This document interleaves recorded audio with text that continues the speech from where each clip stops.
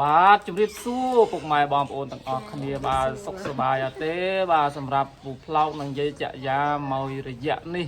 គឺថាដូចជាសុខខ្លាំងណាស់បាទបងប្អូនហ្នឹងហើយឥឡូវខ្ញុំសុំសួរចាក់យ៉ាមួយបាទសួររឿងអីបាទសួររឿងថាភ្លៀងមកមេម្សិលមិញបានកែបប្រមាណគីឡូបានកែប1គីឡូជាងណាចុះលឺណាគេថាបានដល់5គីឡូមិនខកខ្ញុំទេខ្ញុំអត់សុំទេបាទមកធ្វើមកកង្កែបមកធ្វើកឡនតនអីនេះខ្ញុំមិនដែលមានហូបគេទេនិយាយប្រាប់តាមត្រង់ប្រហែលជា3គីឡូឯងបាន3គីឡូចឹងមិនថាមនុស្សស្គាល់ថានិយាយនៅមុខកាមេរ៉ាក៏អាចកុហកគេបានដែរបាទហ្នឹងហើយចុះបងប្អូនវិញខ្ញុំសួរតាមបងប្អូននៅតាមបណ្ដាខេត្តបាទក៏តាមក្រុងខ្ញុំអត់និយាយទេព្រោះខាងក្រុងសម្បូរកង្កែបណាស់បាទនឹងទៅឆ្លោះតាណាទៅសាឡានចឹងខ្ញុំសួរបងប្អូនយើងនៅខាងបណ្ដាខេត្តតែភ្លៀងមកមេម្សិលមិញបានកង្កែបនឹងហ៊ីងប្រមាណបាទហ្នឹងហើយបើបានអីសូមខមមិនក្នុងវីដេអូ YouTube របស់ខ្ញុំផងបាទនេះគឺជា YouTube របស់ផ្លោកថ្មីបាទបើនិយាយចាក់យ៉ាបានតែ3គីឡូណាបងប្អូនចាក់យ៉ាបាន3គីឡូបាទសួរថា3គីឡូហ្នឹងចូលទៅឆ្លោះពេលយប់ទៅឆ្លោះពេលថ្ងៃឆ្លោះពេលយប់អូចុះបើទៅពេលថ្ងៃវាថៃអត់កែបអត់មានកែបចេញវាដេកខ្ញុំពេលយប់ខ្ញុំមិនសូវជាទៅប្រហែលទេបាទខ្ញុំខ្លាចខ្មោចបាទខ្ញុំទៅពេលថ្ងៃបាទបើពេលថ្ងៃទៅរមដែរបានគេសោះ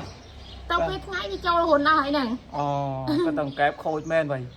វាចេញតែយប់មែនអញ្ចឹងមកថាមនុស្សយើងបើដើរលេងយប់គេថាមនុស្សអត់ល្អតែបើកែបដើរលេងយប់ច្បាស់ទៅមនុស្សចាប់បាទវាអត់ល្អទេគេចាប់អូដូចតែគ្នានឹងអត់ល្អដូចគ្នាហ្នឹងហើយបងប្អូនឥឡូវខ្ញុំគុំឲ្យតែភ្លៀងមកមេទៀតខ្ញុំទៅយប់ម្ដងបាទយប់ហ៎តែទៅយប់បានទេតិចច្រើនដឹងទេហ្នឹងហើយកឡនតនកែបអីហ្នឹងគឺវាចេញទៅយប់ចឹងហ្នឹងហើយចេញយប់បាទហ្នឹងហើយខ្ញុំឮថាបងប្អូនយើងនៅខាងកពតតែម្សិលមិញបានច្រើនខ្លាំងណាស់បាទកឡនតនបាទហើយញ៉ាឲ្យប្រោខ្លះមកបាទវាយចេញជាថ្នោតជួអីមកហឹងហ្នឹងហើយចឹងគេថាខាងកពតហ្នឹងខាងស្រុកជុំគិរីបាទបងប្អូនខាងជុំគិរីបានច្រើនណាស់ខ្ញុំឃើញយកមកលក់នៅផ្សារពាំងដើមបាទអត់តែផ្លោកទេបាទសុំទិញគេចង់លក់ឲ្យទៀតគេថាភ្លៀងមកកណោមិនក៏មិនទៅរកចាំបាច់ទិញគេសូវច្បោដូចស្រុកហ្នឹងចឹងណាបាទខ្ញុំសួរកែបបើសិនជាកាលពីអត់ភ្លៀងវានៅណាវិញ